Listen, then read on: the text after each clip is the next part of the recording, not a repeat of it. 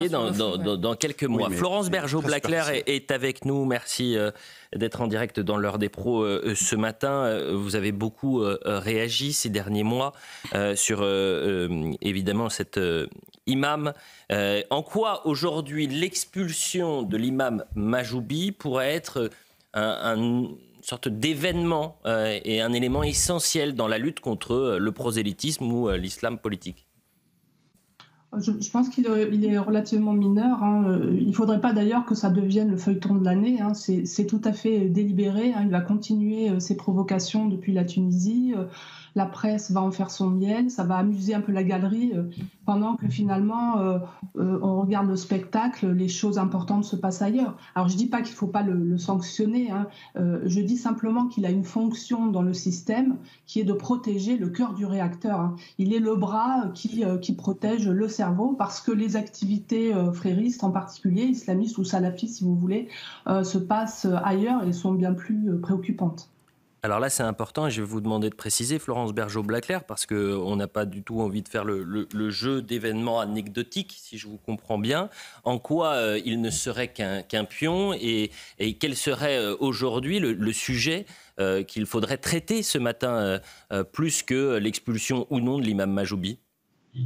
Comme j'ai eu l'occasion de vous le dire, d'ailleurs sur votre plateau, il va mener une espèce de guérilla juridique qui tend à faire croire finalement que les choses se passent dans les mosquées, alors qu'en réalité, l'islamisation et la frérisation du champ religieux se passent ailleurs que dans les mosquées. Ce qu'il dit, en fait, c'est quelque chose qu'on entend assez fréquemment. Alors il le dit peut-être avec ses mots à lui et de façon un peu grossière, mais c'est quelque chose qu'on entend de façon plus raffinée, en fait, dans les mosquées ou auprès des responsables religieux. La question des femmes, le voile est obligatoire, c'est évidemment pour à peu près tous les cadres religieux une obligation, et donc c'est une infériorisation des femmes, ils le savent évidemment. La question de l'antisémitisme, les cadres religieux français n'ont jamais clairement réagi face aux attaques du Hamas contre Israël. Donc voilà, tout cela est un peu un espèce de feuilleton spectacle qui est supposé donc nous faire regarder ailleurs. Est-ce qu'aujourd'hui, vous avez la sensation, Florence Bergeaud-Blaclair, qu'on est suffisamment armé pour venir à bout de cet islam radical qui peut s'infiltrer dans toutes les strates de notre société? Pour l'instant, on ne s'attaque qu'au bras armé, comme je le disais. On oublie le bras missionnaire, le bras politique.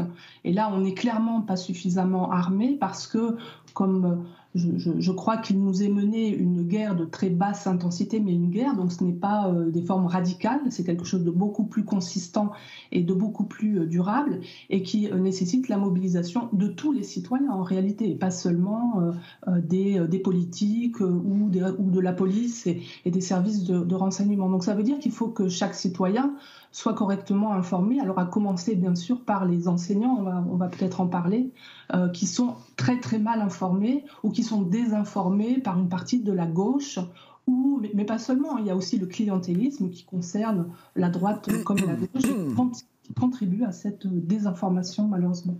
Restez avec nous évidemment, Florence Bergeaud-Blaclair. Une réaction sur cette décision du Conseil d'État, Philippe Guibert. Florence Bergeaud-Blaclair, vous m'avez interpellé aussi sur la question de l'école. Il s'avère qu'on en avait parlé en première partie d'émission avec ce proviseur qui a décidé de claquer la porte pour des raisons évidentes de sécurité, puisqu'il était menacé de mort. Il y a un mois, il avait demandé à une élève d'ôter son voile avant de rentrer dans l'établissement. S'en était suivi des menaces et des fausses informations, puisqu'elle avait menti sur ce qui s'était passé. Peut-être que vous avez un mot, un regard à porter sur cette situation-là.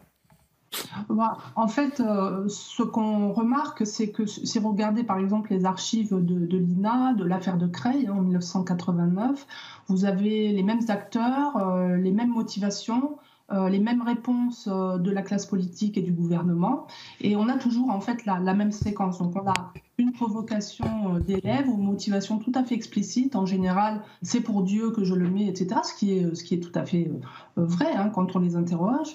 Ensuite, on a un rappel à l'ordre de l'école. Alors à l'époque, c'était, vous vous souvenez, le principal du collège, Ernest Chénière, qui avait tenu bon, qui tient toujours bon d'ailleurs. On a ensuite un embarras du rectorat.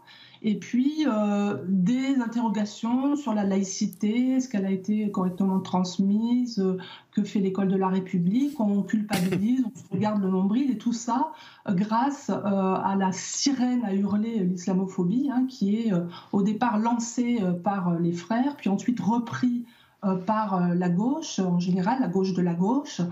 Ensuite, le pas d'amalgame entre islam et intégrisme islamique, pour éviter évidemment que la situation ne s'envenime. Alors je ne dis pas qu'il n'y a pas de différence entre islam et islamisme, mais dans le débat, c'est toujours ça qui revient.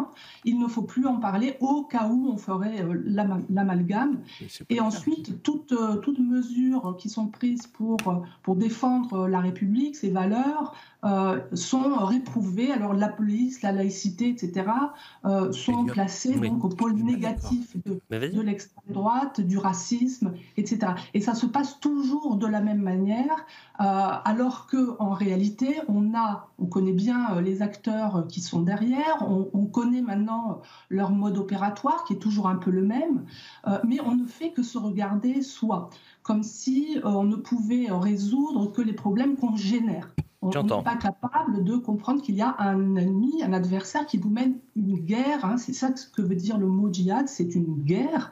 Alors évidemment, elle est de basse intensité, elle est d'influence, mais elle existe, elle a ses logiques propres. Et comme je le disais, il faut former les professeurs à ces méthodes.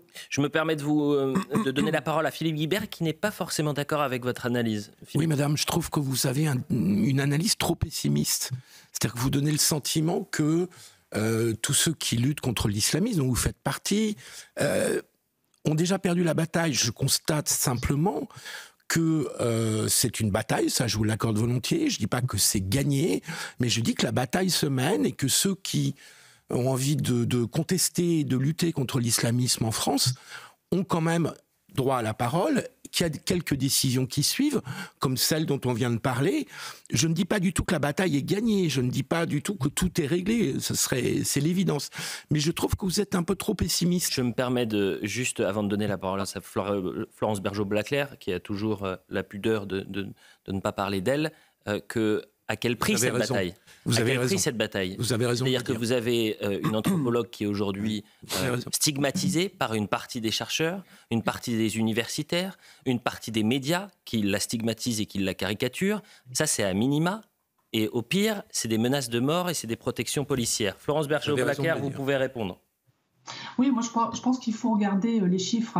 Alors le fait on parlait de l'imam Majoubi, il est expulsé, mais il n'a jamais eu autant d'audience depuis qu'il est parti.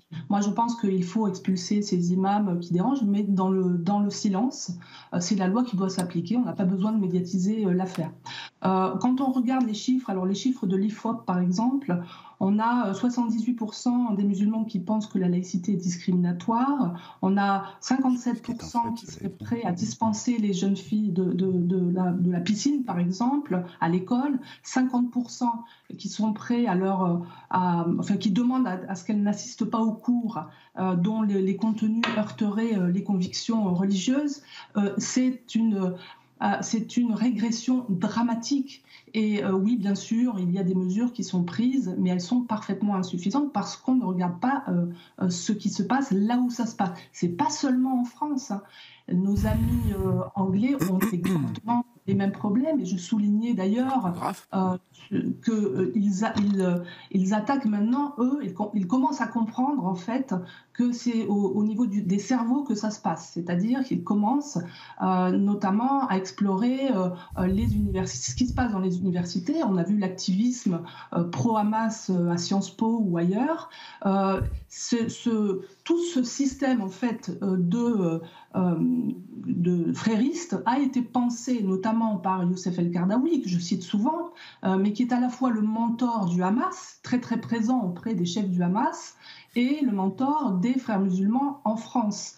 Les frères musulmans ont donné le frérisme. Le frérisme, évidemment, c'est une idéologie qui ne qui est plus liquide, c'est-à-dire que tous les musulmans ne sont pas évidemment frères musulmans, mais par contre, ils sont fortement influencés par ces thèses fréristes. Donc tout ça a été pensé. Si on ne comprend pas la logique qu'il y a derrière, on n'y arrivera pas. En fait, on fera chaque fois le jeu des gens qui sont un petit peu plus médiatiques que d'autres, des influenceurs. J'entends. Et c'est intéressant le terme que vous employez d'influenceur. Pourquoi vous dites cela? Parce que, par exemple, l'imam Majoubi est ultra présent sur les réseaux sociaux et notamment sur ses comptes TikTok. Un grand merci, Florence Bergeaud-Blaclair, pour votre éclairage et cette analyse dans l'heure des pros ce matin. Il nous reste 1 minute avant la publicité. Le mot de la fin, peut-être avec vous, Pierre Gentil. Oui, c'est-à-dire que... Moi,